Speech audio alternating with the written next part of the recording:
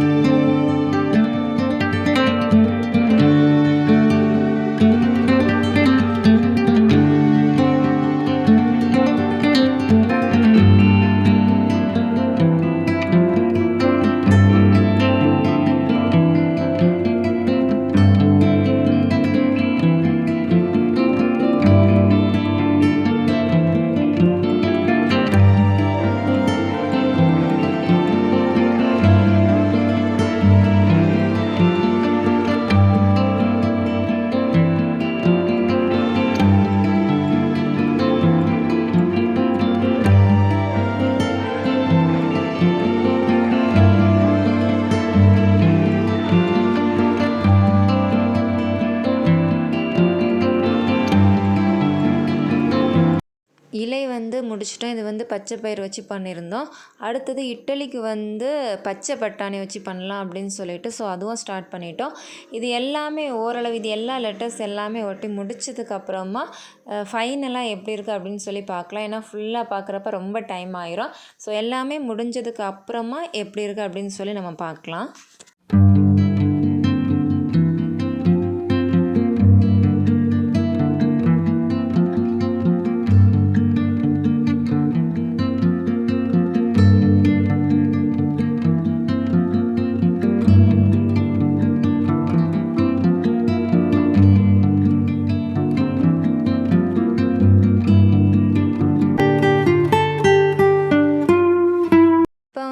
வரிசையில் உள்ள எழுத்துக்கள் எல்லாமே ஒட்டிட்டோம். நீங்களே பாருங்கள், நல்லா வந்திருக்கு. நினச்சதை விடவே ரொம்ப நல்லா வந்திருக்கு. அடுத்தது வரிசையில் உள்ள எழுத்துக்கெல்லாம் ஒட்டிட்டு நம்ம பார்க்கலாம். ஸோ இப்போ வந்து எல்லாமே முடிஞ்சிடுச்சு.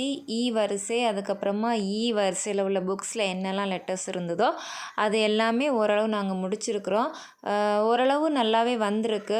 ரொம்ப டைம் ஆகிடுச்சு. இது வந்து ஒவ்வொன்றா உட்காந்து ஒட்டுறதுக்கு ரொம்ப டைம் ஆகிடுச்சு. மற்றபடி பண்ணுறதுக்கு ரொம்ப இன்ட்ரெஸ்டிங்காக தான் இருந்துச்சு. பசங்களாம் நம்ம எல்லாம் சேர்ந்து பண்ணுறப்ப ரொம்ப நல்லா இருக்குது.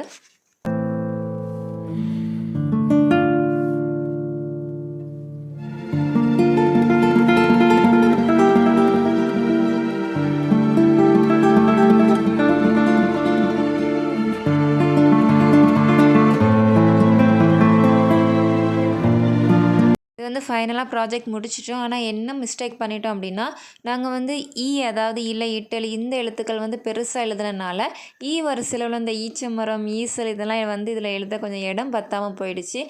உங்களில் யாராவது இப்படி ப்ராஜெக்ட் பண்ணுறவங்க நீங்கள் வந்து இதெல்லாம் கொஞ்சம் பார்த்து ஃபஸ்ட்டே நீங்கள் வந்து இதை கொஞ்சம் கரெக்ட் பண்ணிட்டீங்கன்னா இன்னும் இதை விட நீட்டாக நல்லா வரும். அது மட்டும் இல்லை, நாங்கள் வந்து ஃபஸ்ட்டு ப்ராஜெக்ட் பண்ணணும் அப்படிங்கிறப்ப ஒரு ஐடியா இல்லாமல் சரி நம்ம வந்து சிம்பிளாக பண்ணிடலாம் அப்படிங்கிறதுக்காக நான் என்ன பண்ணேன் அப்படிங்கிறத நான் வந்து இது கூட அட்டாச் பண்ணுறேன். ஏன் அப்படின்னா, நாங்கள் வந்து இதில் பண்ண மிஸ்டேக் வந்து நீங்கள் யாரும் பண்ணிடக்கூடாது அப்படிங்கிறதுக்காக தான். ஏன்னா நம்ம வந்து ஒரு தடவை பண்ணிவிட்டு அது வந்து திரும்ப எல்லாமே மிஸ்டேக் ஆனதுக்கப்புறம் அடுத்தது பண்ணும்போது நமக்கு வந்து ரொம்ப டைம் வேஸ்ட் ஆகும். அதுக்காக தான் நான் வந்து ஃபஸ்ட்டு இதை வந்து என்ன பண்ணோம் அப்படின்னா, A4 ஷீட் பேப்பரில் 2 சைடு அதாவது நம்ம டிவைட் பண்ணி ஒரு பேஜ்லேயே நம்ம 2 டிவைட் பண்ணி நம்ம வந்து எழுதி ஒட்டலாம் அப்படின்னு சொல்லி தான் நாங்கள் வந்து பண்ணது. ஆனால் அதில் வந்து சில மிஸ்டேக்ஸ் வந்துடுச்சு. ஸோ அதனால் ஃபஸ்ட்டு நீங்கள் பார்த்தீங்களா அது நாங்கள் பண்ணோம்.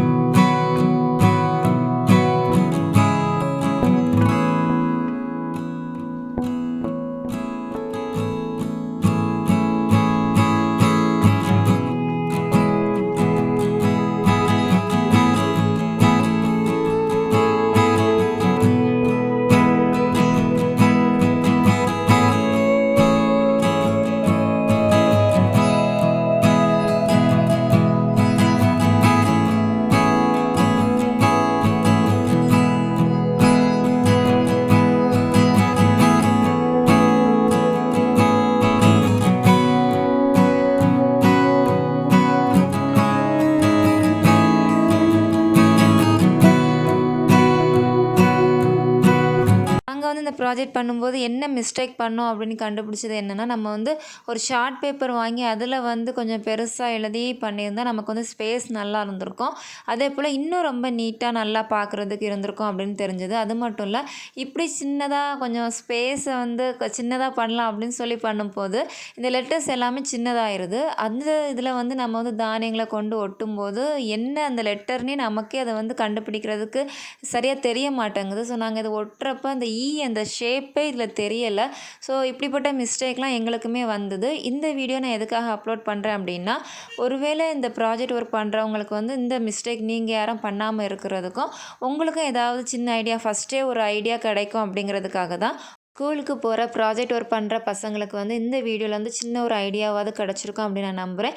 இந்த வீடியோஸை பார்க்குற நீங்களும் உங்கள் பசங்களுக்கு என்ன ப்ராஜெக்ட் ஒர்க்லாம் செஞ்சு கொடுக்குறீங்கன்னு சொல்லி கமெண்ட்ஸில் சொல்லுங்கள். உங்களுக்கு இந்த வீடியோ பிடிச்சிருந்தா யூஸ்ஃபுல்லாக இருந்தால் நம்ம சேனலை சப்ஸ்கிரைப் பண்ணுங்கள். அடுத்தது ஒரு வீடியோவில் உங்கள் எல்லாரையும் சந்திக்கிறேன். டாடா பாய்.